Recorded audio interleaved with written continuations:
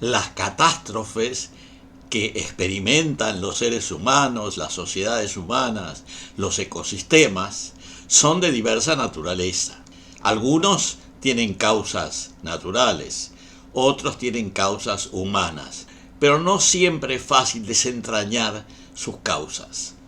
Frecuentemente, las catástrofes se relacionan con fenómenos que parecen naturales, como derrumbes en las laderas, avalanchas, inundaciones o anegamientos catastróficos aguas abajo de los ríos.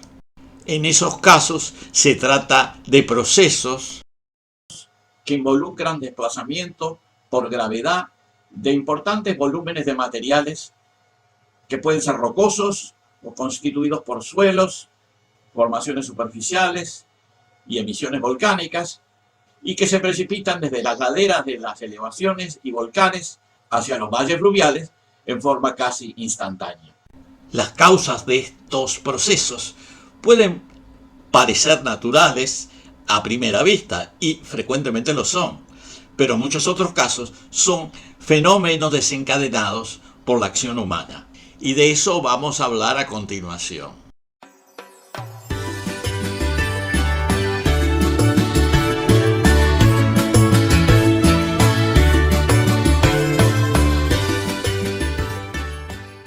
Muchas veces, para que las catástrofes ocurran, para que ello suceda, se requiere que existan condiciones preexistentes, como por ejemplo fuertes pendientes y una cobertura inestable cuyo desmoronamiento, deslizamiento o flujo tenga lugar en un periodo de tiempo muy corto, generalmente minutos y como máximo pocas horas. Se llama deslizamiento cuando un sector compacto de ladera de un cerro o volcán, incluyendo suelos y a veces también capas geológicas, se desplaza sobre una base rocosa resbalosa y llega en forma compacta al valle fluvial y puede generar un dique temporario que produce represado del agua fluvial y que al ceder libera la masa acuosa junto con sedimentos varios, afectando a las poblaciones que habitan aguas abajo.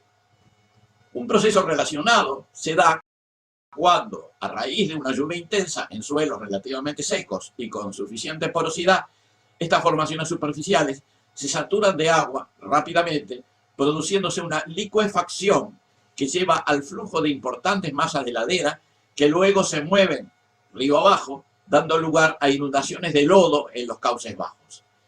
Si ello tiene lugar en varias laderas de una misma cuenca al mismo tiempo, los materiales provenientes de las laderas, a menudo lodosos, con altos contenidos de arcillas y limos, pueden llegar con poca diferencia de tiempo a los principales valles fluviales, produciendo inundaciones barrosas en las llanuras adyacentes, causando daños a las viviendas y a los pobladores que habitan aguas abajo en ese valle.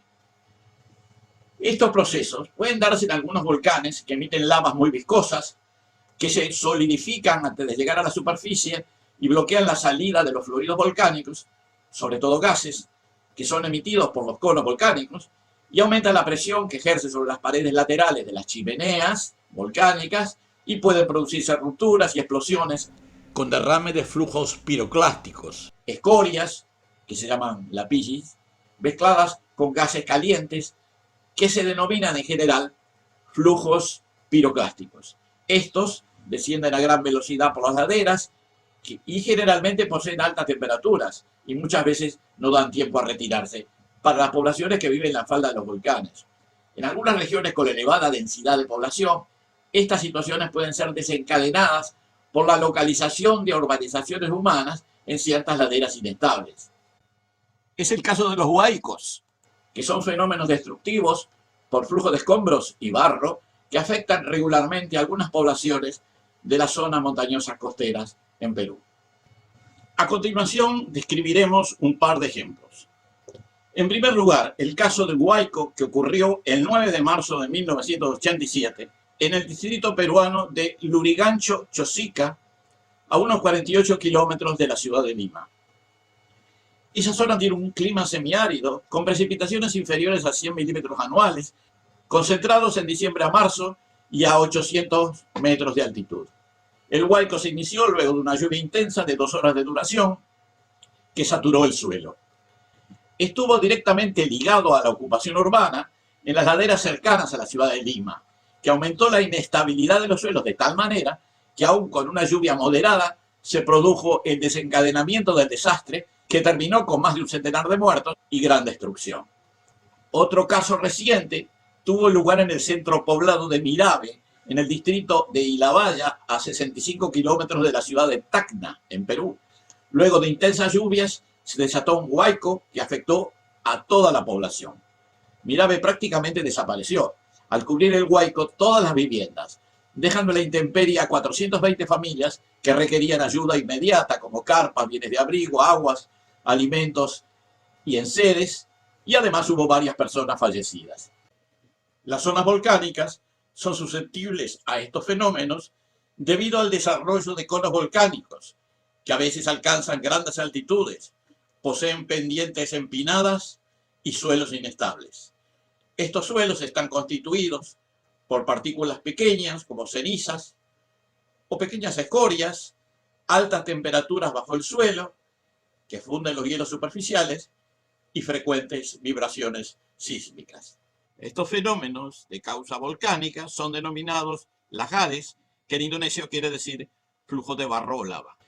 El caso de Armero, en Colombia, es tal vez el ejemplo más ilustrativo y dramático de un lahar que ocurrió recientemente. La tragedia de Armero fue un producto de la erupción del volcán Nevado del Ruiz el miércoles 13 de noviembre de 1985. Tras 69 años de inactividad, la erupción tomó por sorpresa a los pobladores cercanos, a pesar que el gobierno había recibido advertencias por parte de múltiples organismos vulcanológicos desde la aparición de los primeros indicios de actividad volcánica en septiembre de ese mismo año. Los flujos piroclásticos emitidos por el cráter del volcán fundieron cerca del 10% del glaciar de la montaña, enviando 4 lahares, flujos de lodo, tierra y escombros, productos de la actividad volcánica, que descendieron por las laderas del Nevado a 60 km por hora. Los lahares aumentaron su velocidad en los barrancos y se encaminaron hacia los cauces de los ríos que nacían en el volcán.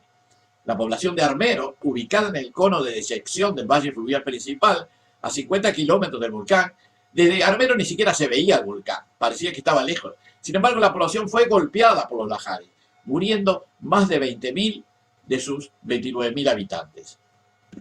Los esfuerzos de rescate fueron obstaculizados por el lodo, que hacía casi imposible el moverse sin quedar atrapado.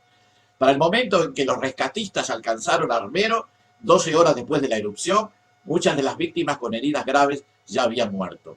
Un día después de la erupción se llevaron a cabo varios intentos de evacuación, pero debido a una tormenta las comunicaciones se vieron restringidas. Muchas de las víctimas se mantuvieron en sus hogares, tal como se les había ordenado, creyendo que la erupción ya había terminado. Yo tuve oportunidad de visitar Armero poco después del desastre y de la ciudad no se conservaba prácticamente nada en pie. Acá muestro algunas imágenes que tomé en esa oportunidad.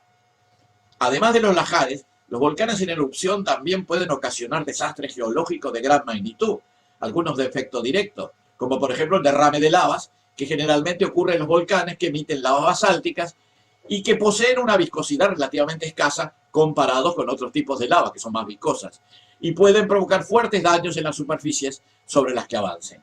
Pero debido a que su avance es relativamente lento, los pobladores tienen más tiempo para alejarse de la zona de riesgo del volcán. El caso del volcán Paricutín en México, en el estado de Michoacán, es otro ejemplo de desastre geológico producido por una erupción volcánica.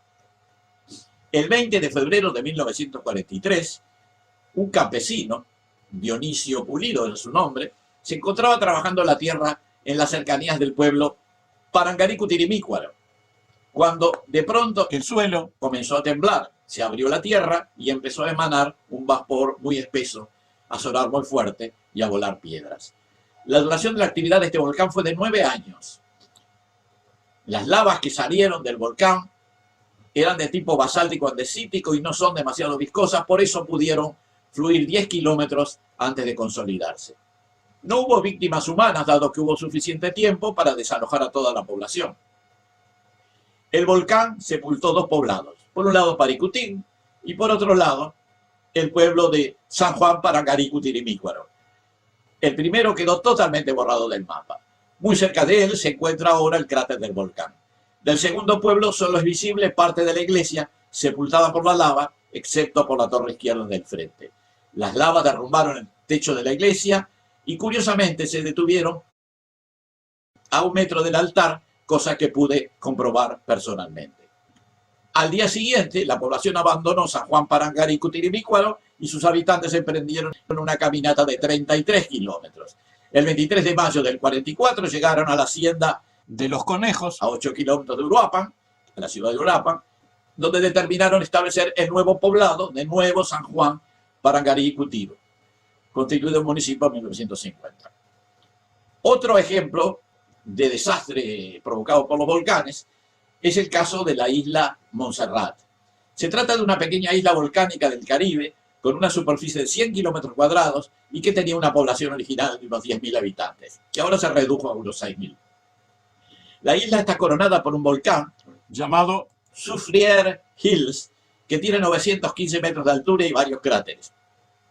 Estuvo inactivo por muchos siglos, pero en julio del 1995, entró en erupción arrojando cenizas y escorias sobre la pequeña capital de la isla de nombre Plymouth, que está en el sur de la isla.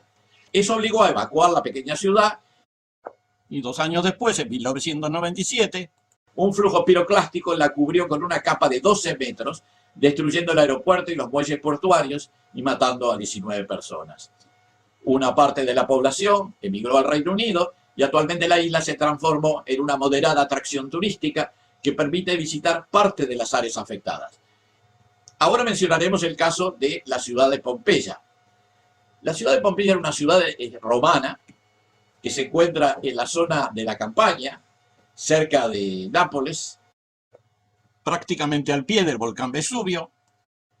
La erupción de este volcán fue en el año 79 y fue una de las erupciones volcánicas más famosas y mortíferas de la historia de Europa.